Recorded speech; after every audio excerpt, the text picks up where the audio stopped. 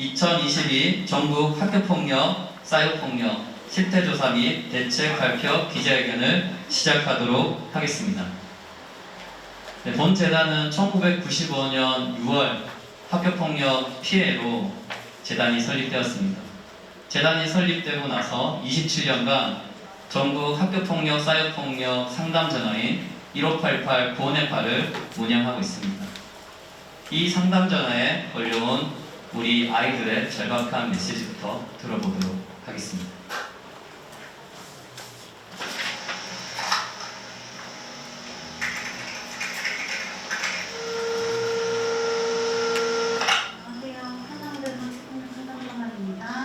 저는 새로 마치고 있는데 계속 연락을 자신감을 없으시고요. 친구들한테 너 이제 혼자다 이렇게 욕먹는 것도 너무 힘들고요. 저기 떡을 주고 쉬는 시간가 진짜 자꾸 너 많이 내가 먹었어.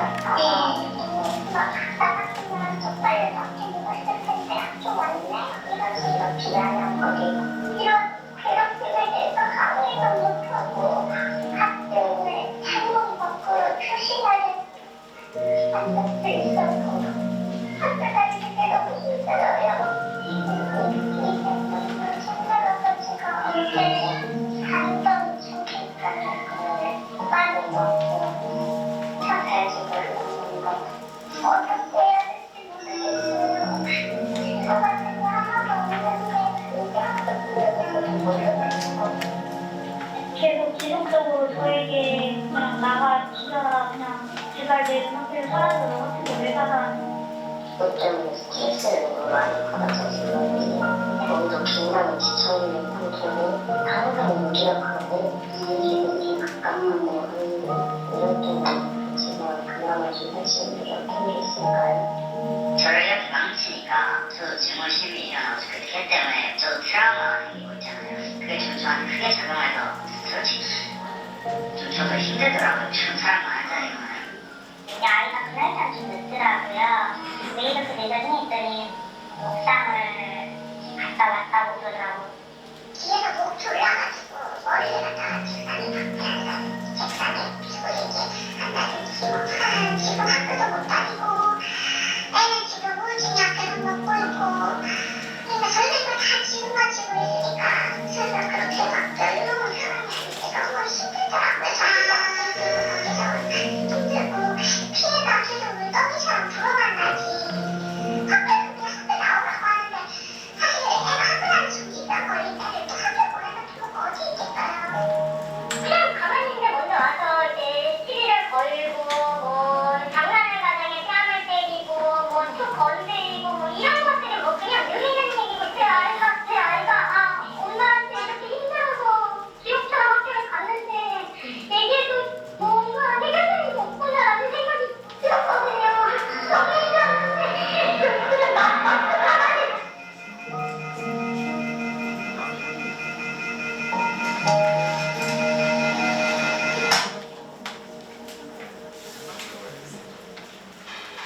네, 1588 958 27년 동안 상담전화를 운영하고 있습니다.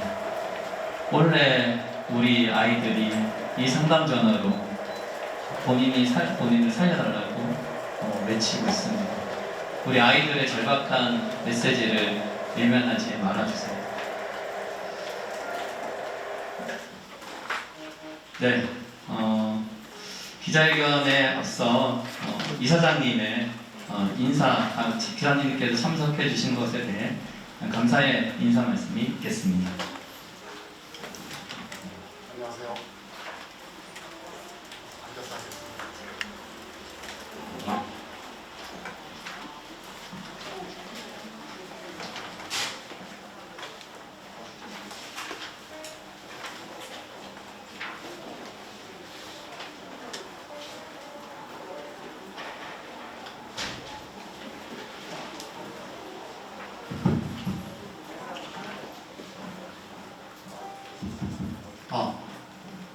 안녕하십니까.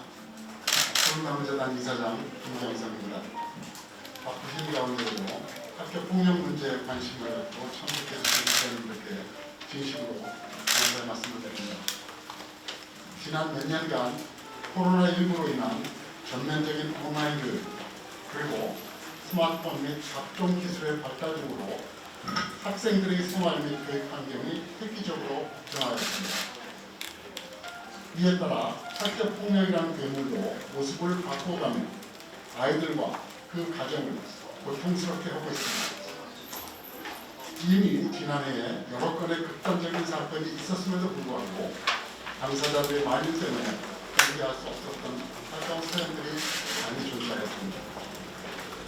오늘 기자회견은 2021년 학교 및 사이버 폭력 실태 조사의 결과 발표 자리입니다. 푸른나무재단은 2001년부터 21년간 자체 예산으로 실태 조사를 해오고 있으나 이번 조사 결과를 발표하기까지 고민이 많았는데 현실을 알려야 한다는 생각에 기자회견을 하게 되었습니다.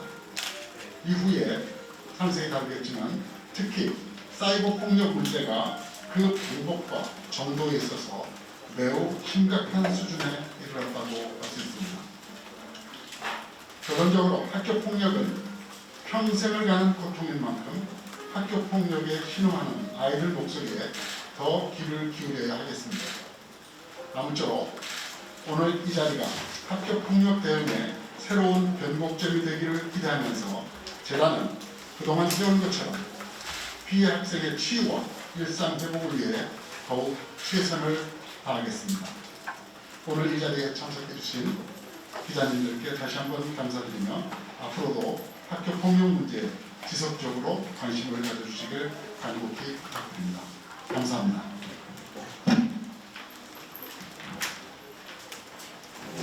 네, 함께해 주신 기자님께 감사 인사를 드렸습니다. 네, 다음으로 2022 전국 학교폭력, 사이버폭력 실태조사 및 대책 발표 전체 브리핑을 드리도록 하겠습니다. 브리핑에는 이종희 사무총장님이 해주시겠습니다. 네, 안녕하십니까. 저는 사무총장 맡고 있는 이종익입니다. 이렇게 참석해 주셔서 감사합니다. 저희 옆에 우리 사진을 보면 고 김대영 군에 의해서 저희가 이 재단이 안타까운 사연을 받고 있습니다. 저희는 내일 그런 진정성에 있는 마음을 가지고 저희가 이 학교폭력이라는 이 극복을 위해서 저희가 노력을 하고 있습니다. 오늘 기자회견문 제가 앞쪽에 낭독을 하고 구체적인 설명은 또 드리도록 하겠습니다. 네, 2022년 전국 학교폭력, 사이버폭력 실태조사 및 대책 발표 기자회견입니다. 올해는 메인 타이틀이 사이버폭력 역대 최고치 끊임없이 진화하는 학교폭력입니다. 저희 그 참고 1페이지 자료를 제가 낭독하도록 하겠습니다. 푸른나무 재단 소개는 앞에 생략하고요. 두 번째 단락입니다. 학교폭력은 개인의 문제가 아니라 여러 이해관계자가 연관되어 있는 사회구조적 문제입니다. 2004년도에 학교폭력 예방 및 대책에 관한 법률이 제정이 되었고 그 이후에 다양한 시도가 있었습니다. 법 제정 후 18년이 지난 지금 학교폭력 수치는 과거에 비해 유의미하게 감소하였습니다. 하지만 최근에는 학교폭력 저연령화 사이버폭력의 급증으로 인해 학교폭력 문제가 더욱 심각해지고 있습니다. 학교폭력은 죽을 만큼 고통스럽다. 푸른나무 재단은 학교폭력 실태와 심각성을 시민사회에 알리는 것이 해결의 시작이라는 일념으로 21년째 이 실태조사를 해오고 있습니다. 이번 기자회견은 사이버폭력 피해율이 사상 역대 최고치를 기록한 작금의 현실에서 청소년의 안전한 환경을 위해서 어른들의 관심을 촉구하는 자리입니다. 오늘 이 자리를 통해 대한민국 사회에 만연한 폭력 문화의 경종을 울리고 청소년이 평화롭고 행복하게 성장할 수 있는 환경을 조성하는 데 작은 힘이 될 수 있기를 기대합니다. 저희가 5가지 주제를 이번에 담았습니다. 주요 내용입니다. 사이버 폭력 역대 최고치, 끊임없이 진화하는 학교 폭력. 첫째, 학교 폭력 전년 대비 0.3% 상승. 학교폭력 유형 중 사이버 폭력이 31.6%로 역대 최고치입니다. 두 번째, 학교폭력이 죽을 만큼 고통스럽다. 10년 전에 그 통계를 비교했는데 현재는 오히려 올라갔습니다. 나아지지 않았습니다. 세 번째, 학교폭력의 근본적 해결책은 화해와 용서를 통한 인간관계 회복이다. 네 번째, 피해 학생 10명 중 2명은 학교폭력을 당해도 도움을 구하지 않고 있다. 세부 설명은 뒤쪽에 하겠습니다. 다섯 번째, 학교폭력 예방을 위해 가장 필요한 것은 주변 어른들의 적극적인 도움이다. 이 5개까지 주제의 세부 설명을 최선희 상담본부장이 한 챕터씩 설명드리도록 하겠습니다. 네, 질문은 나중에 받도록 하겠습니다. 다음 최선희 본부장 마이크입니다. 네, 저는 조금 오랜 시간 말씀을 드려서 앉아서 말씀드리도록 하겠습니다. 저는 선남재단 상담본부장 최선희입니다. 제가 앞으로 이제 저희 주요 결과 5가지, 아까 말씀드린 5가지 연구 결과에 대해서 설명을 해드릴 텐데요. 자세한 조사 개요와 통계 수치는 13페이지, 나눠드린 책의 13페이지를 함께 참고해 주시면 좋겠습니다. 저희가 이렇게 첫째부터 5째까지 정리하면서 앞쪽에 박스에는 수치를 조금 넣어놨습니다. 이거 참고해서 보시면서 제가 말씀드리겠습니다. 네, 2페이지부터 보시면 되겠습니다. 네, 이번 조사는 2021년 12월부터 약 2달간 전국 17개 시도에 초중고학생 6,004명을 대상으로 학교폭력 실태를 조사한 결과입니다. 그 박스에 보시면 알겠지만 전체 학생 중에 피해를 봤다고 응답한 학생은 7%로 나타났는데요. 지난해 조사보다는 0.3% 늘어난 수치입니다. 피해 유형을 살펴보면 사이버폭력이 31.6%로 전체 1위, 그 다음이 언어폭력으로 19.5%, 따돌림이 11.9%의 순으로 나타나고 있습니다. 특히 그 사이버폭력은 전년에는 16.3%였기 때문에 전년 대비해서는 2배, 그 전년에는 5.3%로 올해에 2019년 대비하면 6배 가까이 폭증한 수치로 역대 최고치를 기록하고 있습니다. 사이버폭력을 경험한 매체를 저희가 조사했었는데 1순위로는 카카오톡이 27.2%, 2순위가 페이스북으로 16.6%, 그 다음에 인스타그램, 틱톡, 에스크의 순으로 나타나고 있습니다. 자세하게 사이버폭력 피해 유형을 살펴보면 언어폭력이나 따돌림, 명예훼손 순으로 이루어지고 있고요. 그 밖에도 갈취나 강요, 이런 성폭력, 이런 사안들이 다양하게 발생하고 있습니다. 최근에는 사실 사이버폭력 피해 양상이 굉장히 다양해지고 있는데요. 저희 재단 상담 사례에 따르면 익명 SNS에 랜덤 채팅에 배달 서비스 앱이나 공유한 교통수단 앱, 중고거래 앱 등에서도 다양하게 나타나고 있습니다. 예를 들어서 조금 이해하기 쉽게 설명을 조금 해드리면 익명 SNS 앱에서는 그 허위 사실을 유포해서 타인의 명예를 훼손하는 사례입니다. 배달 서비스 앱 같은 경우에는 다량의 음식을 주문해서 대면 결제를 신청하고 피해 학생에게 배달 폭탄을 보내는 그런 사례들도 있었습니다. 또 공유한 교통수단 앱에서는 전기 킥보드나 공유 자전거 등을 피해 학생에게 대리 결제를 요청하는 이런 갈취 사례들이 있었고요. 중고거래 앱에서는 가짜 명품을 판매하거나 거래 중에 인근 지역임을 강조해서 공갈이나 협박을 하는 그런 사례들도 나타나고 있습니다. 보시는 것처럼 이렇게 디지털 플랫폼마다 정말 다른 독특한 피해 양상들을 보이고 있는 것이 좀 특징인데요. 이러한 사이버폭력 같은 경우에 문제시 되는 것은 피해 증거가 모호하거나 가해자를 특정할 수 없다는 겁니다. 가해 학생을 특정할 수 없기 때문에 조사에 제약이 생기고 사안 처리를 할 수 없습니다. 그렇게 되면 이제 피해 학생에 대한 보호 조치가 지연되는 경우가 발생하는 건데요. 이렇기 때문에 그 조사와는 별개로 피해 학생 요청에 따라서 긴급 보호를 지원하는 전문기관을 확충하거나 피해 회복을 위한 그 기록들을 삭제해 주는 것들, 그다음에 이 일상 회복을 위해서 치료나 교육을 제공하는 등의 사이버 폭력 피해 보호 조치 기준을 별도로 마련하는 것이 필요합니다. 3페이지입니다. 학생들의 사이버 폭력 피해를 예방하기 위해서는 예방 교육을 강화해야 되는 부분이 있습니다. 이 부분은 저희가 매번 이렇게 말씀드릴 때마다 이야기를 하고 있는 부분이긴 한데요. 현재 관련법 15조에서는 학기별 한 번 이상 학생, 학부모, 교사를 대상으로 의무 교육을 실시하고 있습니다. 하지만 또한 이 교육 방식이 학교 자기 재량에 바뀌어져 있기 때문에 잘하시는 학교도 물론 있지만 일회성 대집단 강의식 교육이나 뭐 일방적인 정보 전달의 교육을 하는 경우가 발생하고 있습니다.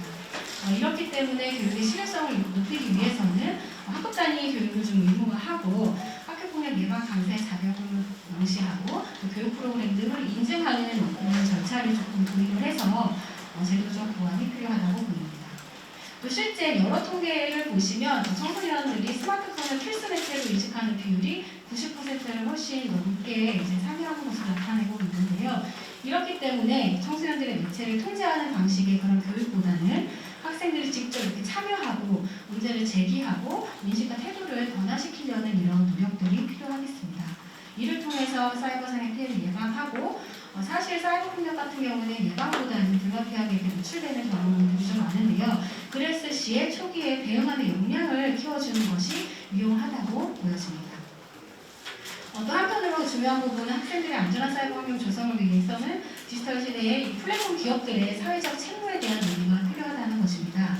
최근에는 그 글로벌 플랫폼 기업들에 대한 국제사회 비난 여론이 저희 나라뿐만 아니라 끊이지 않고 오고 있는데요. 저희 조사 결과만 보시더라도 페이스북이나 카카오톡, 인스타, 틱톡 이런 기업들에서 플랫폼들에서 높은 피해 경험을 보이고 있기 때문입니다. 저희가 플랫폼을 사용할 때는 그 이용자의 의무사항이 있잖아요. 이렇게 이용자의 의무사항이 있는 것처럼 이용자가 사이버 상황에서 안전하고 편리하게 서비스를 이용할 수 있도록 관련 기업의 그 책임을 반드시 부과해야 될 필요가 있습니다. 앞서 말씀드린 것처럼 여러 가지 플랫폼들에서 나타나는 이런 사이버 폭력들의 현실을 반영해서 청소년 가해자 보호 방안이라든지 플랫폼 사업자들의 기금 조성 등을 통해서 피해 학생들의 보호와 회복을 볼 수 있도록 해야 됩니다. 정부 또한 그 기업의 자발적 노력을 이끌기 위한 정책적 지원이나 방안 등을 좀 마련할 필요가 있고요. 이를 통해서 피해 구제를 위한 민간과 기업, 정부의 공동 대응 시스템을 구축할 필요가 있습니다. 두 번째입니다. 4페이지 보시면 됩니다. 두 번째 연구 결과는 학교폭력은 죽을 만큼 고통스럽다는 연구 결과입니다. 저희가 그 질문에서 학교폭력 피해 고통의 정도를 묻는 질문을 했는데 그 질문에 53.6%의 청소년들이 고통스러웠다고 응답을 하였고 이 중에 10명 중 3명 가까이는 자살, 자해충동을 경험하고 있습니다. 또 아까 앞서 말씀드린 것처럼 이 고통스럽다는 수치는 2012년에는 49.3%였는데 2021년이 53.6%로 10년 전에 비해서는 전혀 나아지지 않았다라고 나타났습니다. 반면에 가해 학생들한테 가해 행동을 묻는 이유에는 그냥 장난으로 재미 있어서라는 응답이 여전히 14%를 차지하고 있었습니다.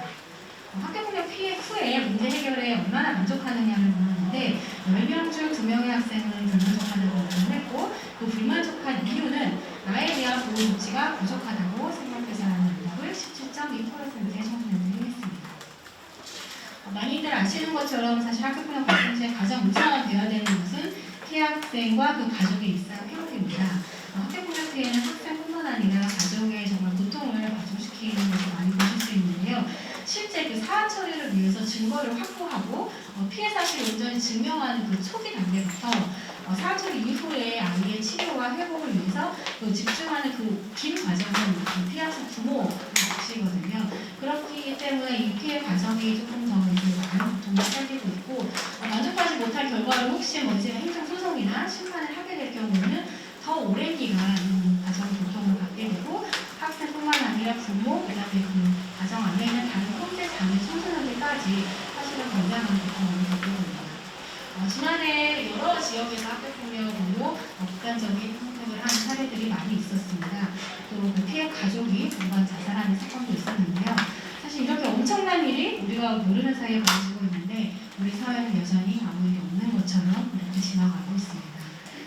저희가 말하지 않는다고 없는 것은 아닙니다. 정말 공개되지 않은 그 피해 사례는 무수히 많고 피해 학생과 가족이 고통받고 있다는 사실을 알고 계셨으면 좋겠습니다.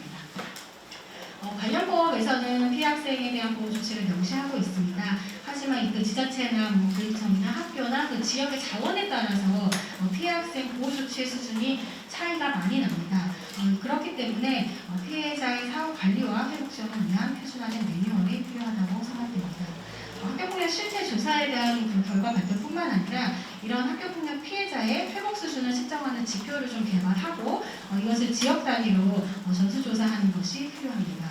이 결과를 토대로 피해 학생과 가족의 일상 회복을 위한 모형을 좀 개발하고 지역별 편차 없이 피해 학생이 모두 동등하게 보호받을 권리를 보장해야 될 필요가 있습니다.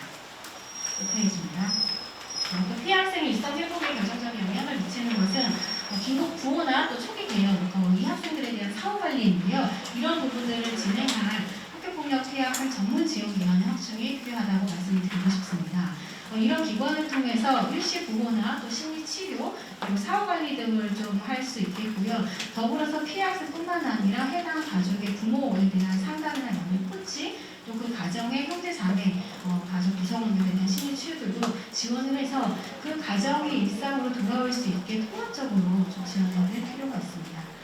또 시위위원회 개최 이전에 또 사안 처리 과정을 겪지 않는 피해 학생들이더라도 신속한 회복을 위해서 바우처 형태의 전문 상담 서비스를 제공하는 것이 필요하다고 봅니다.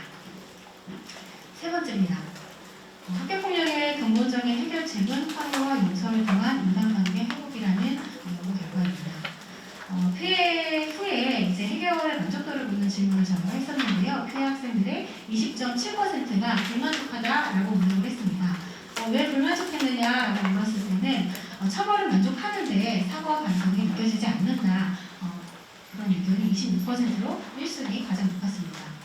또 피해 후에는 가장 필요한 것은 1순위로 많은 학생들이 가해 학생의 진심 어린 사과와 반성이 필요하다라고 응답을 했는데요. 가해 학생의 경우에도 또 이게 본 저희 조사 결과는 가장 필요한 것을, 그러니까 가해 행동 후에 뭐가 가장 필요하니? 라고 물었을 때 가해 행동을 구별할 수 있도록 정보나 교육을 해주는 게 필요해요 라고 이야기는 22.1%의 학생들이 했었고요. 두 번째로는 반성과 용서의 마음을 전달할 기회를 저도 가졌으면 좋겠어요 라는 의견을 20.5%가 응답을 했습니다.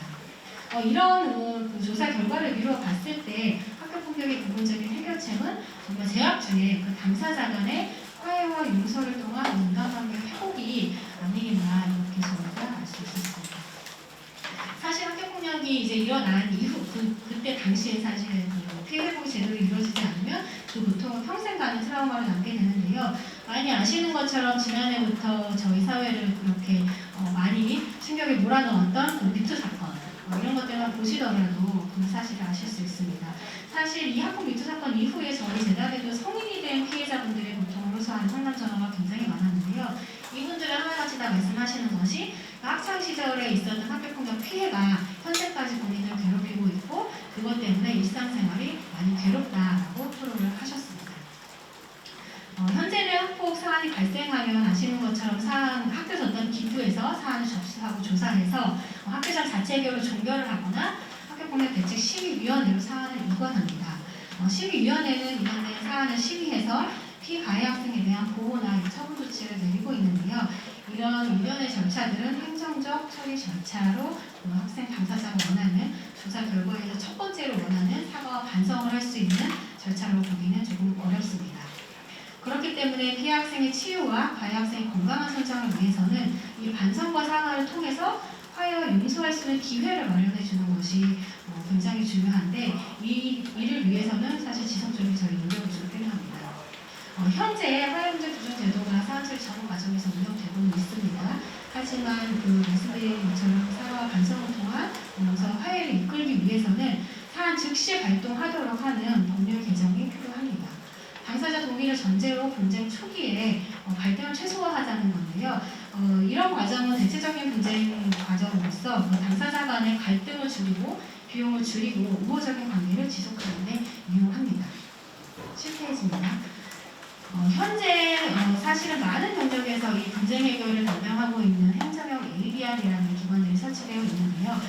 저희 학폭에서도 이런 것들을 좀 참고해서 제도를 새롭게 바라보는 시간이 필요하다고 보여집니다. 더불어 이런 교육적인 해결 과정에서는 부모의 역할도 매우 중요합니다. 우리 자녀가 평소에 어떻게 이제 학교 생활을 하고 있는지 또 안전하고 올바른 성장을 하기 위해서는 우리 부모님들께서도 학교폭력 관련한 그 기본 교육을 조금 많이 들으실 필요가 있는데요. 구체적인 사례뿐만 아니라 우리 자녀가 피해 학생이 됐을 때나 가해 학생이 됐을 때 어떻게 대처를 해야 하는지 또 그런 사건들이 있었을 때 사과와 반성이나 화해 용서는 어떻게 하면 되는지를 좀 교육받으실 필요가 있습니다. 8페이지 네 번째 말씀드리겠습니다. 피해 학생 중 10명은 저희 조사 결과를 보면 학교폭력을 당해도 도움을 구하지 않는 것으로 나타났습니다. 학교폭력 피해 후에 어떤 도움을 요청했냐라고 묻는 질문에 19.3%가 피해 후에 아무런 도움을 구하지 않았다라고 응답한 것인데요. 도움을 구하지 않는 이유를 물어보니까 요청해도 잘 해결될 것 같지 않아서가 29.8%로 가장 높은 수치를 차지했습니다. 저희가 이번 그 연구를 하면서 서베이뿐만 아니라 심층 인터뷰를 같이 진행을 했는데 이 질적 인터뷰에서도 학생들에게 이제 저희가 학교에 어떤 모습을 가장 원하니라고 이렇게 묻는 질문을 했었는데요. 학생들은 답변을 이렇게 했습니다. 사소한 장난도 모른 척하지 않는 학교, 폭력 목격 시에는 선생님도 증언을 해주는 학교, 또 폭력 피해 원인을 피해 학생의 잘못으로 치부하지 않는 학교라고 대답을 하기도 했습니다. 이처럼 학교폭력 문제 해결을 하기 위해서는 학생들이 학교가 좀 정의롭다라고 인식을 하는 게 중요하다고 보여지는데요. 우리 학교는 학폭 사안에 대해서 민감하게 반응하고 예를 들자면 학교장님께서 우리 학교는 학교폭력이 발생하면 내가 나서서 적극적으로 해결한다 이렇게 선언하는 활동들 이런 것들을 통해서 학생들이 학교를 신뢰할 수 있고 또 정의로운 학교 풍토를 조성하도록 노력을 해야 됩니다. 또 담임교사 선생님의 이제 역할도 사실은 현장에서 굉장히 중요한데요. 실제 그 학폭 사안 중에서 회복이 잘 된 경우 좀 살펴보면 대부분 교사분이 중재를 잘해서 이렇게 화해의 장을 마련한 경우가 많이 있습니다. 왜냐하면 선생님께서 가장 피해자와 가해자의 상황을 잘 알고 계시기 때문입니다. 그렇기 때문에 담임교사가 두 학생의 관계에 집중하고 회복을 노력하기 위한 그런 정책들이 좀 많이 필요하다고 보여질 수 있습니다. 더불어서 학교폭력 발생률 감소에 기여한 그 학교전담 경찰관 SPO의 역할을 저희가 빼놓을 수가 없는데요. SPO는 관련법 26조의 6을 근거로 2012년도에 각 학교에 배치되어서 현재 활동하고 있습니다. SPO들은 학교폭력 피해 학생의 보호와 가해 학생 선도, 또 학교폭력 단체의 결성 예방과 해체 같은 그 기존의 그 상담사나 그 교사분들이 할 수 있는 역할과 다른 역할을 수행하고 계신데요. 저희 재단 실태조사의 그 발생 추이를 좀 살펴봐도 SPO가 배치되기 전인 2010년도 전후에는 학교폭력 발생률이 꾸준히 두 자릿수를 유지하고 있었습니다. 그런데 SPO 활동이 이제 본격화된 이후에 한 2014년도에는 3.8%까지 급격하게 감소한 수치를 좀 보이고 있는데요. 사실은 뭐 교육부의 정책들이나 여러 가지 정책들이 반영된 결과라고 볼 수는 있겠지만 SPO의 활동도 상당 부분 크게 영향을 미쳤다고 볼 수 있습니다. 특히 예전에 이제 뭐 일찍이라고 불리는 그런 폭력 서클들의 해체하는 것, 그다음에 성인과의 연결되어 있던 이런 조직, 성인 폭력 조직과의 연결 고리들도 해소하는 등의 당시에 정말 본질적인 학교폭력 사안의 문제 해결에 좀 기여했다는 큰 평가를 받고 있는데요. 이번 저희가 그 심층 인터뷰에서도 학교전담경찰관이 학교폭력 징후 발견할 때 상담을 했다, 조사를 도왔다, 그다음에 학부모 간의 상담이나 이런 중재를 통해서 원만한 문제 해결에 다양한 역할을 하고 있는 것으로 나타났습니다. 9페이지입니다. 그럼에도 불구하고 SPO분들의 그 인력 배치는 현저히 부족하다라는 게 사실 지난 10년 동안 지속적으로 제기되어 왔었는데요. 2021년을 기준으로 전국에 활동하고 있는 SPO의 현황을 보면 1020명으로 확인됩니다. 그렇지만 전국의 초등학교는 한 1만여 개가 되고 이것을 조금 나누어 보았더니 1인당 평균 10개 학교를 한 명의 SPO가 담당을 하고 있습니다. 학교폭력 사안 처리 전문성 확보나 문제 예방을 위해서는 이 SPO의 전문을 속히 진행할 필요가 있다고 보여집니다. 10페이지 마지막입니다. 마지막은 학교폭력 예방을 위해서는 주변 어른들의 적극적인 도움이 가장 필요하다는 결과입니다. 학교폭력 예방을 위해 필요한 것을 묻는 질문에 피해 학생, 가해 학생, 목격 학생뿐만 아니라 전체 학생까지 모두 1순위로 주변 어른들이 적극적으로 도와주는 것이 필요하다고 응답을 했습니다. 이런 결과는 학교폭력 피해를 힘들어하는 우리 청소년들의 고통을 줄이고 2차 피해를 방지하기 위해서는 학교폭력 문제 해결을 위한 모든 과정에서 우리 어른들의 노력이 필요하다는 것을 간접적으로 보여주고 있는 결과라고 볼 수 있습니다. 이를 위해서는 예비교사나 현재 학폭 전담교사, 그다음에 SPO 부모님들 이렇게 우리 주변 어른들이 평소에 이상 징후를 관찰하고 그다음에 조기에 발견하고 초기에 효과적으로 대응할 수 있는 역량을 갖춰야 하는데요. 특히 앞서 말씀드린 것처럼 사이버 폭력이 31.6%로 역대 최고치를 기록하고 있는 이 현실에서 청소년들의 온라인 사용 실태에 대한 부분에도 관심을 좀 가지셔야 됩니다. 사이버 상에서의 우리 아이의 관계나 위치가 어떠한지 또 주로 쓰는 앱은 무엇인지 이런 부분들을 조금 평소에 살피셔서 사이버 폭력으로부터 안전을 확보할 필요가 있겠습니다. 사실 저희가 2004년에 학교 폭력 예방 및 대책하는 법률이 만들어지고 여러 가지 국가 차원의 대응이 시작되었고 또 정책도 마련되었습니다. 그럼에도 불구하고 학교 폭력 문제는 저희가 끊이지 않고 있는데요. 이런 국가 차원의 대응을 하면서 사실 많은 정책들이 마련되어지고 현장에서 실효를 거두었기 때문에 앞으로도 학교 폭력 정책을 국가 차원에서 지속적으로 대응해야 될 필요가 있다고 보여집니다. 중앙부처에서 학교폭력 실태를 면밀히 검토해서 정책을 큰 틀에서 마련하고 이것들이 지역에서 효율적으로 집행할 수 있는 부분을 좀 검토해야 되겠고요. 더불어서 말씀드리고 싶은 것은 여러 유럽 국가들 같은 경우는 지역 단위, 지역사회 단위에서도 자체적으로 여러 가지 기준을 만들어서 아동 청소년을 보호할 수 있는 그런 전담 부서를 두어서 관리를 하고 있습니다.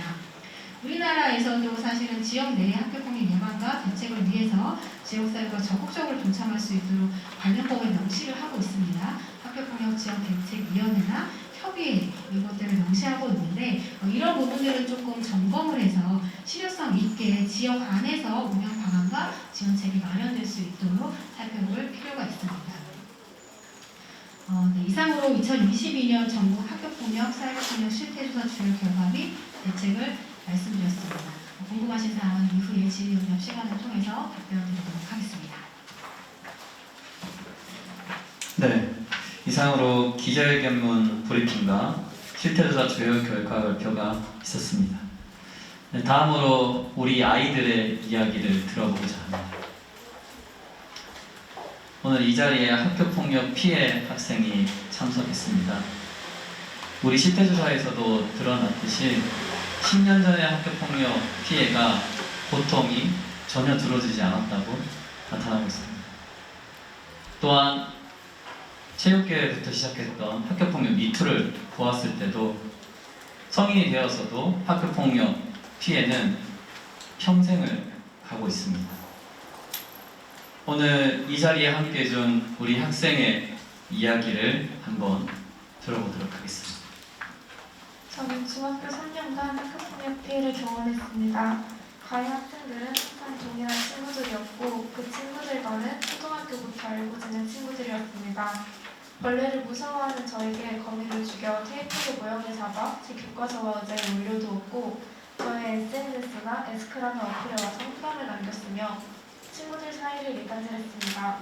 그 외에도 커터칼에 칼을 껴내려 달려와 목에 가져다 대고 학교 후 저의 일상을 스토킹하며 고찰하고 제 SNS에 있는 사진을 하염없이 사용하여 딥페이크를 이용했습니다. 쉬는 시간에 숙소에서 마주친다면 일부러 달려와 저를 밀치고 이 외에도 정말 많고 다양한 폭력을 꾸준히 받아왔습니다. 많은 시간이 지난 후 중학교를 졸업하기 전 학교에 신고하였고 가해 학생들은 중학교 1학년 때 제가 지우개를 빌려주지 않았고 저 때문에 선생님께 혼났기 때문이라고 하였습니다. 하지만 저는 지우개를 빌려주지 않은 적이 없었고 나중에서야 제대로 듣게 된 이야기는 그냥 질투가 나서였습니다. 학교폭력 문제를 선생님께 신고하였습니다. 학교 선생님께 상황을 설명했는데 바쁘니까 다음에 이야기하자. 애들이랑 대화해보면 괜찮아질 거야 라는 대답만 나올 뿐이었습니다. 저는 아직 피해로 인해 마음이 상해있었던 상황이기도 하였고 가해 학생들이 무섭기도 해서 만나고 싶지 않다고 말씀드렸습니다. 그런데 선생님께서는 만나서 해결해야지 너가 자꾸 이렇게 숨어버리면 안 돼. 일방적으로 숨어버리는 건 나쁜 거야 라고 말씀하셨습니다. 결국 가해 학생들과 만나서 대화를 하였을 때 미안, 네가 지우개를 안 빌려줘서 네가 싫었어 라는 답변을 들었고 선생님께서는 서로 잘못했으니까 사과하고 끝내자라고 말씀하셨습니다. 그렇게 그 자리에서 가해 학생들은 웃으면서 나가고 저는 억울하고 분하고 상처받은 마음에 교무실에서 4시간 동안 울었던 기억이 있습니다. 처음 학교폭력을 당했을 때 부모님께서는 그저 친구들과의 장난으로 인지하셨습니다. 점점 수위가 높아지고 강도가 심해졌을 땐 괜히 일 키우지 말라고 하시고 지는 것이 이기는 거다. 억울해도 참아라. 인내해라. 이런 경험 안 해본 사람이 어디 있느냐. 너무 예민하게 반응하지 말아라 라고 말씀하셨습니다. 주변 어른들이 조금 더 학교폭력을 해결하려는 노력이 있었다면 상처받지 않고 성장할 수 있지 않을까 생각합니다. 저는 고등학교 입학 후부터 지금까지 학교폭력 예방 영상을 제작하는 동아리의 회장으로서 활동하고 있습니다. 동아리 활동을 통해 영상을 만들면서 느낀 것은 학생들과 선생님, 그 주변의 어른들의 문제가 바로 학교폭력이라는 것입니다. 저는 학교폭력에서 가장 중요한 쟁점은 피해자와 가해자가 아니라고 생각합니다. 그것을 바라보는 주변 학생들과 어른들 모두가 중요합니다. 차가워진 식빵은 부드러운 식빵들과 함께 있으면 부드러운 성질을 가지고 있다고 합니다.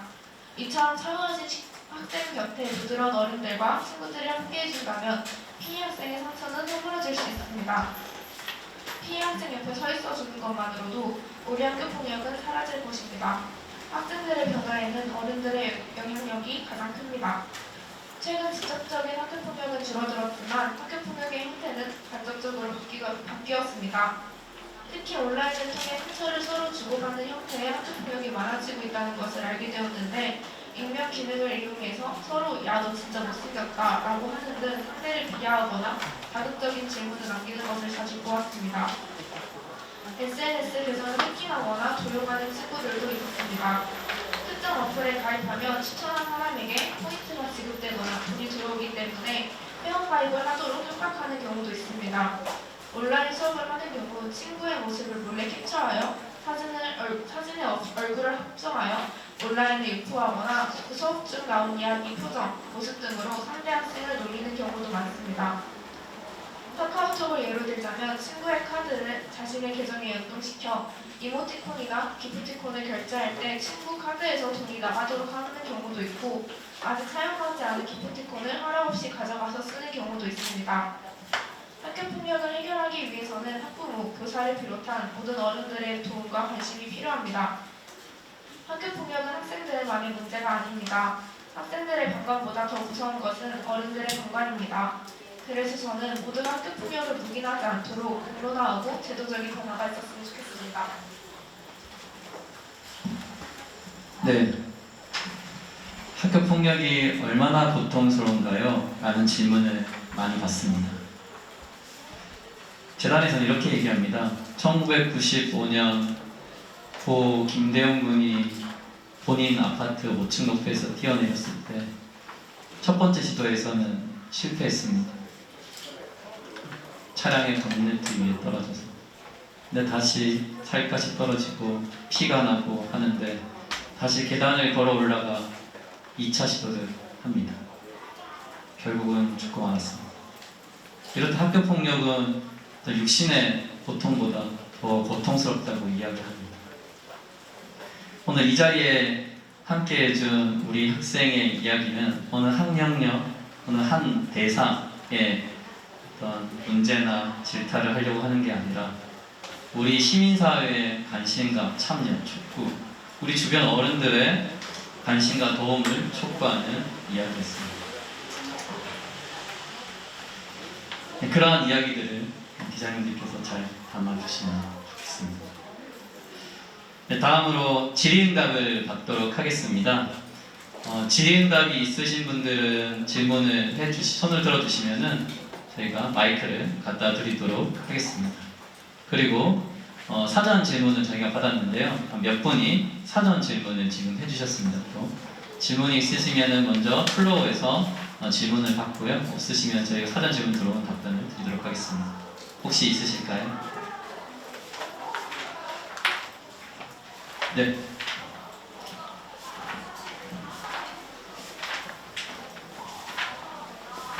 네, 안녕하세요. 저는 서울신문 진선민 기자입니다. 아까 전에 두 번째 부분에서 학교폭력의 피해 고통에 대해서 설명하시면서 그 피해 가족이 동반자살한 사건도 있었다고 말씀을 해주셨는데요. 혹시 좀 더 구체적으로 어떤 사건인지 말씀해 주실 수 있나요?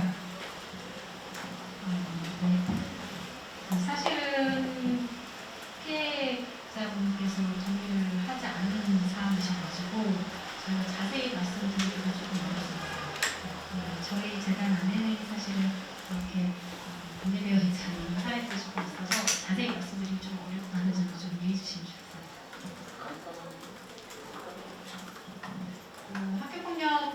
실제로 그 자녀가 이렇게 나중에 선택을 했었고요. 그 부모님 중에 한 분이 얼마 후에 이제 같이 그 선택을 하신 과정이 있었습니다. 저희가 직접적으로 같이 도움을 드리고 있고요. 그렇게까지 거기까지는 말씀드렸습니다. 네, 또 질문이 있으실까요? 네.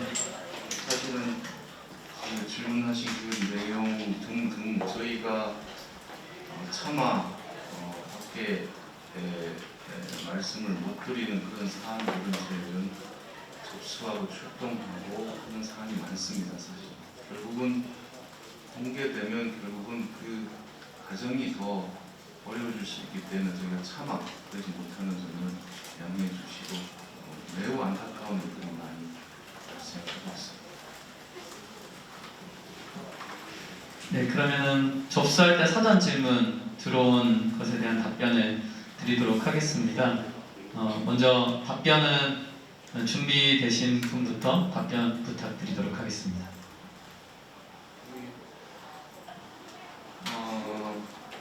네, 질문 중에 우리 상담 쪽에 질문 잠깐 해주시죠. 질문해주신 부분이 그 학교폭력 피해 학생들에게 어떤 지원이 가장 필요하다고 생각하는지 궁금하다고 하셨습니다. 현재 하고 있는 것도 말씀해달라고 하셔서 현재 하고 있는 거 먼저 우선적으로 좀 말씀드리면 저희가 그 자료 5페이지 보시면 그 자료마다 저희가 그 하고 있는 활동들을 좀 박스 처리해서 넣어드린 부분이 있습니다. 먼저 3페이지 같은 경우에 보시면 그 하단 박스 맨 아래줄에 학교폭력 피해 학생 통합 지원 및 피해 기록 삭제 사업을 현재 재단에서 운영하고 있습니다. 청소년 구루터기 재단에서 지원을 해서 사회폭력 피해 학생들의 그 통합 지원을 위한 이런 기록 삭제 사업을 현재 좀 진행을 하고 있고요. 또 여기 보시면 5페이지에 피해 학생들을 대상으로 하고 있는 사업들이 지금 나열되어 있는데 첫 번째는 교육부와 서울시 교육청이 함께 지원하는 피해 학생 전담 지원센터 미드위 센터를 저희 여기 본부 2, 3층에 운영하고 있습니다. 미드위 센터에서는 이제 학교폭력 피해가 발생했을 때 피해 학생들의 치유를 위해서 상담뿐만 아니라 다양한 체험 활동, 그다음에 문제 해결력을 높이고 대인관계를 증진하기 위한 여러 가지 활동들을 하고 있고요. 출석 인증들이나 그래서 학교에 가지 못하는 피해 학생들이 이쪽으로 와서 출석 인증을 받으면서 치유받고 있습니다. 또 방금 저희 상총장님 말씀하신 것처럼 그 긴급한 사안이 발생하면 저희가 직접 현장으로 출동해서 지원해드리는 사업을 운영하고 있습니다. 위기개입 통합지원 사업인데요. 사실은 학교폭력 피해를 인정받고 그다음에 그 의사를 받기까지는 굉장히 오랜 기간이 소요됩니다. 그렇기 때문에 저희는 여러 기업들의 좀 도움을 받아서 현장에 즉시 출동해서 필요한 지원들을 좀 해드리고 있고요. 그 영역에는 의료나 그다음에 법률 지원들, 상담을 받을 수 있는 것들, 또 말씀드린 것처럼 그 피해 학생이 아니더라도 부모님이나 해당 가정의 그 다른 형제 자매 학생들에 대한 그런 부분까지도 지원을 하고 있습니다. 또 저희 그 서기자님의 그 아들인 저 사진에 있는 그 대현이의 이름을 따서 대현 장학회를 운영하고 있는데요. 학교폭력 피해 학생들의 그 도움을 좀 주기 위한 장학사업도 운영하고 있습니다. 더불어서 여기 기술은 되어 있지 않지만 1588 구하나 28이라는 아까 처음에 보셨던 그 영상에 보이는 그 전화를 저희가 설립 초기부터 현재까지 운영을 하고 있고요. 이 외에도 다양한 화해분쟁 서비스라든지 그다음에 학교 현장에 출동해서 학생들을 도와주는 이런 사업들을 진행을 하고 있습니다. 어떤 부분들이 가장 필요하냐라고 물으셨는데요. 제일 중요한 거는 이런 일이 안 발생하는 게 제일 중요하겠죠. 일단 예방을 잘 해야 되고요. 불가피하게 학교폭력 피해를 받았다면 어른들, 그다음에 부모님들이 좀 빠르게 캐치하시는 부분도 필요합니다. 그리고 초기에 어떻게 대응하느냐에 따라서 사실은 그 예후가 많이 달라질 수 있기 때문에 긴급하게 출동해서 또 긴급하게 아이를 도울 수 있는 이런 긴급 지원 시스템이 조금 필요하고 또 이 학교폭력 사안 처리가 딱 마무리되고 나면 끝났다라고 생각을 하실 수 있는데 그렇지 않고 피해 학생의 회복을 위해서는 사후 관리가 사실 더 중요합니다. 그렇기 때문에 초기에 사안이 발생했을 때 긴급하게 도와주는 부분과 사후에도 지속적으로 도와줄 수 있는 이런 지원 체계들이 좀 중요하고 필요하다고 말씀드리고 싶습니다. 네, 다음 질문 답변하기 전에요. 네, 안녕하세요. 푸른나무재단 선임연구원 김성민이라고 합니다. 한 가지 첨언을 드리고 싶은 게 저희 남아드린 자료물의 6페이지를 보시면 셋째 학교폭력의 근본적 해결책은 화해와 용서를 통한 인간관계 회복이라고 명시가 되어 있습니다. 저희가 화해 분쟁 조정을 운영하고 있는데요. 피해 학생들은 가해 학생들의 진심 어린 사과는 감정의 태도를 보여주길 원합니다. 피해 경험은 평생 트라우마로 남기 때문에 학교폭력 당사자 간의 관계 회복을 위해서 노력이 매우 필요한데요. 재단에서는 2007년부터 지금까지 피해 학생들의 일상 회복을 돕기 위해서 학생 간 화해 분쟁 조정 사업을 운영하고 있습니다. 화해 분쟁 조정을 통해서 학교폭력 갈등 당사자, 여기서는 이제 학생과 이제 부모도 포함이 되는데요. 이 서로 대화 소통을 통해서 갈등 상황을 이해하고 진심 어린 사과 반성의 태도를 보여서 피해 학생의 일상 회복을 돕고자 하는데도 저희 재단에서 거기에 해당하는 사업을 운영하고 있습니다. 이상입니다. 네, 플로어에서 질문이 들어와서요. 먼저 질문에 대한 질문을 먼저 들어보도록 하겠습니다.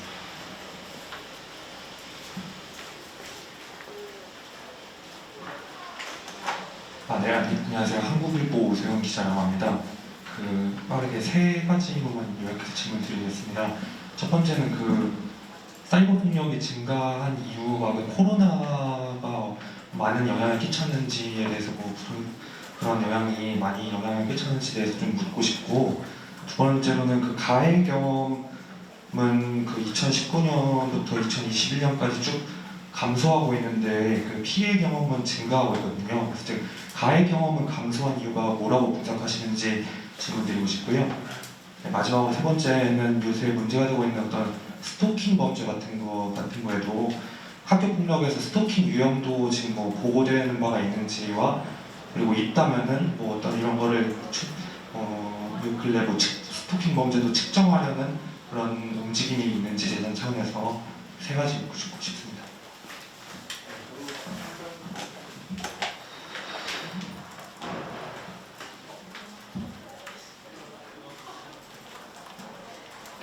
사이버 폭력이 증가하는 이유가 이제 코로나의 영향이 있느냐, 이거 첫 번째 질문 보신 것 같아요.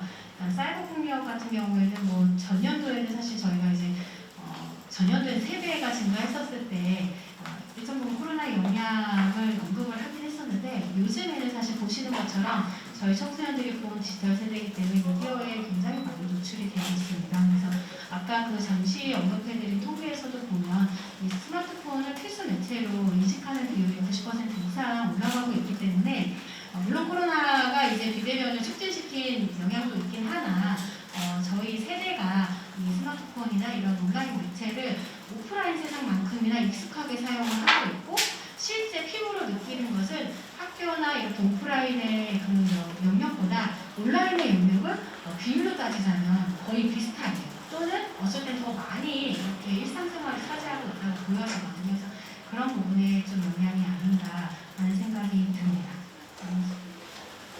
네, 그리고 두 번째 질문이 이제 가해 경험은 감소하고 있는데 피해 경험은 이제 증가하고 있다는 반비례되는 부분에 대한 상관관계를 좀 이제 궁금해하셨는데요.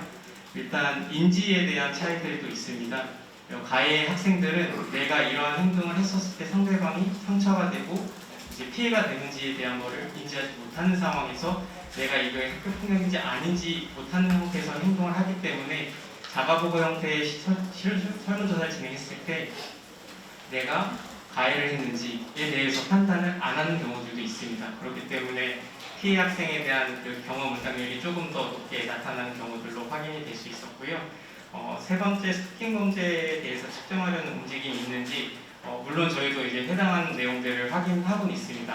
다만 이제 오프라인에서 하는 스토킹보다는 요즘에는 이제 학생들이 사이버상에 대한 시간을 조금 더 많이 활용하는 부분들이 있기 때문에 사이버 스토킹에 대한 부분에 대한 거를 조금 더 저희가 확인을 하고, 그렇기 때문에 사이버 폭력에 대한 세부 유형을 포함해서 거기에 대한 응답률을 조금 더 파악하고 거기에 대한 이제 응답 확률 퍼센티지도 같이 확인하고 있었던 상황이었습니다. 네, 이상입니다. 제가 또 사례를 한 개 조금 말씀드리면 저희가 상담하는 친구 중에 이제 친구랑 있던 이야기, 오해가 쌓였던 그런 이야기를 얘기하는 중에 너는 뭐 그 친구에 대해서 그래서 어떤 마음이야, 뭐 어떤 생각이 들어? 라고 했더니 이제 그 친구가 다시 되묻는 말이 어디서요? 라고 이렇게 물었다는 게 있었거든요. 그 질문은 이 친구가 이제 대인관계를 할 때 오프라인에서의 모습과 온라인에서의 모습이 상당히 다르고 이것을 다르게 인식하고 있다는 저희가 느낄 수 있었어요. 그렇기 때문에 정말 우리 청소년들이 오프라인 세상과 사이버 세상에서의 생활과 그다음에 모습은 많이 다를 수 있다는 이것도 말씀드리고 싶습니다. 네, 그 관련해서 질문이 같이 들어오는 게 있거든요. 우리 본 디지털 세대라고 저희가 합니다. 태어나자마자 폰으로 하는 그런 문화인데요. 그 사이버 폭력이 이렇게 급증하는 이유도 그렇고 또 그것으로 인해서 산업이 발달하고 디지털 세대가 발달할 때는 그 기업들은 어떤 역할을 좀 해야 되지 않냐라는 얘기가 많이 있습니다. 그거에 대해서 저희가 국제 포럼에도 참가하고 했던 적이 있는데 그 관련해서 다시 아울러서 법조한 분들의 설명 잠깐 드리도록 하겠습니다. 예, 교육본부장 박주환입니다. 기업의 사회적 책무에 대한 얘기들이 좀 나오고 있는데요. 앞서 이제 보신 것처럼 대부분의 폭력 현상은 디지털 대체를 통해서 대부분 매개하고 있습니다. 이 사이버 폭력은 시작이기도 하고요, 과정일 수도 있고 그에 대한 결과일 수도 있습니다. 그래서 더욱더 이제 디지털 플랫폼 기업들의 사회 책무가 요구되는데요. 앞서 말씀드린 것처럼 지금 청소년들은 태어날 때부터 디지털 문명을 경험한 그야말로 본 디지털 세대라고 할 수 있는데 이제 기성세대들은 이들이 안전하게 살아갈 환경을 만들어주는 걸 책무라고 보고 있습니다. 책임이 있다고 보고 있는데 이런 스마트폰 기반의 디지털 플랫폼 기업들이 우리나라뿐 아니라 전 세계에서 막대한 뿔을 쌓고 있는데 과연 이들이 아이들의 안전한 디지털 환경을 위해서 어느 만큼 책임을 다하고 있는가, 이거에 대한 시각이 좀 필요할 것 같고요. 구체적으로 어떤 방식에서 이제 이들이 나서야 되는데 크게 두 가지로 보고 있습니다. 첫 번째는 디지털 세대의 피해자 회복 문제, 두 번째는 이 아이들이 당연히 누려야 할 기본권으로서의 디지털 책임 교육, 이 두 가지를 반드시 기업들이 좀 접근할 필요가 있다고 보고 있고요. 먼저 이제 디지털 피해자 회복을 위해서는 네 가지 과정이 필요합니다. 첫 번째는 이들의 동의 있을 때 디지털 피해 기록을 삭제해 주는 게 필요하고요. 사과와 재발 방지 약속, 그리고 피해 회복에 대한 배상이 필요합니다. 근데 문제는 이거에 대한 책임을 누구에게 물을 것인가입니다. 가해자에게 물을 것인가, 아니면 이를 제작한 제작자에게 물을 것인가, 아니면 이를 통해서 비즈니스를 영위하는 사업자에게 물을 것인가. 거기서 플랫폼 사업자가 자유로울 수 없다는 거죠. 그래서 이거에 대한 구체적인 법령의 재개정도 병행되어야 합니다. 그 책임 주체에 대해서. 두 번째는 이제 디지털 세상을 살아가는 방법을 교육하는 것인데 단순히 그 어떤 문제상을 인식하거나 태도를 갖는 것과 더불어서 현실에서 적용 가능한 지식과 기술도 함께 교육하는 것이 필요하고 여기에 이제 기업들이 나서야 될 것 같고요. 그리고 이런 것들은 주로 특정 지역에 서비스되는 경우가 많은데 정말 누구나 청소년이면 누구나 교육받을 수 있는 기본권으로서 이 디지털 교육들이 함께 제공돼야 된다. 기업의 책무다라고 볼 수 있습니다. 특히 올해 3월에 그 사우디아라비아 주변기업 아람코에서 설립한 킹 압둘라지스 세계문화센터 이드라라는 곳에서 싱크 디지털 웰빙 서밋이라는 포럼이 있었습니다. 거기 재단이 초대받아서 그 아동 청소년을 위한 안전한 사이버 공간 만들기라는 주제로 개최를 했었는데요. 여기서의 주요 주제도 그 모두를 위한 디지털 웰빙과 디지털 세상의 권리 분리에 대한 문제, 그리고 시민 참여와 규제 방안에 대한 문제였는데 여기서도 대부분 그 플랫폼 디바이스 업체에 대한 비판이 그렇게 많지 않았습니다. 전 세계적으로도 스마트폰을 필수 단체로 인식하고 있는데 거기서 사업을 영위하는 그 메시지 기반의 플랫폼 사업자들에 대한 책임에 대한 요구들이 굉장히 많았습니다. 그럼 우리나라 한국 사회에서, 대한민국 사회에서일까요? 이런 것들에 대한 기업들의 책임을 느끼고 있는가, 얼마만큼 노력하고 있는가에 대해서 저희가 아이들의 안전을 위해서 그 부분에 책무를 다하는 것을 이야기할 필요가 있지 않을까라고 생각합니다. 이상입니다.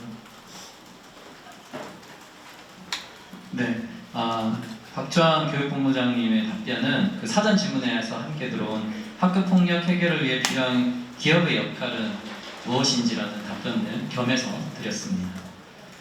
네, 혹시 마지막으로 또 질문이 있으실까요? 네.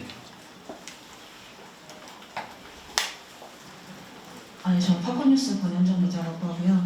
두 가지 정도 제가 잘 몰라서 질문 드리려고 하는데, 네, 이게 사안이 접수되고 이제 처벌이 이루어지고 보상받기까지 어느 정도 기간이 소요되는지 하나랑, 아까 이제 화해분쟁 조정 사업 운영 중이라고 말씀을 해주셔서 이게 관계가 당사자들끼리 뭐 사과를 주고받아서 회복된다고 해도 가해 행위에 대한 처벌은 따로 이루어져야 되는 것 같은데 이게 어떤 식으로 진행되는 건지 그 두 가지 여쭙고 싶습니다. 네, 우선 사안이 접수되고 처벌이 이루어지고 보상받기까지 학교폭력 사안 처리 절차에 대해서 기준으로 맞추어서 설명드리자면 한 달 정도는 걸리게 됩니다. 일단 학교폭력 대책심의위원회까지 올라가는 데 시간도 걸리고, 거기에 대해서 그 처벌에 대한 그 가해 학생에 대한 처벌 조치라든가 그 피해 학생에 대한 보호 조치에 대한 결정이 내려졌을 때에 대한 부분들까지도 포함이 되기 때문에 그 이후에 대한 보상도 추가적인 뭐 행정소송과 심판이 이어지게 된다면 더 많은 시간이 소요가 되고요. 일단 기본적으로 봤을 때는 한 달 이상은 걸린다고 보시면 될 것 같습니다. 그리고 두 번째로 화해분쟁 조정 운영 중 관계 사과 주고받는 그 부분에 대해서 설명을 해주셨는데, 혹시 그 두 번째 질문 한 번 더 설명해 주실 수 있을까요? 이게 관계가 당사자들끼리 이야기를 나눠서 회복이 된다고 해도 가해 행위에 대한 처벌이나 뭐 분리라던가 이런 건 또 따로 필요할 거라고 생각이 들어서요. 어떤 식으로 이제 운영이 되는 건지. 네, 맞습니다. 일단은 관계회복 프로그램이나 화해분쟁 조정 같은 경우에는 일단 학교폭력 사안 조치에 대한 부분에 대한 조건부로 진행이 되지는 않습니다. 그렇기 때문에 학교폭력 사안 처리 절차는 별도로 진행을 하고, 양측에 대한 대상자, 보호자, 학생들 간의 동의를 구해서 관계회복을 진행을 하는 부분이기 때문에 관계회복 프로그램에 대해서 성립이 되더라도 학교폭력 사안 조치에 대해서 피해나 가해 학생에 대한 조치가 결정이 되면 그 부분에 대한 조치는 이행이 되어야 되는 상황입니다. 혹시 답변이 되셨을까요? 네. 질문이 더 이상 없는 것으로 보이는데요.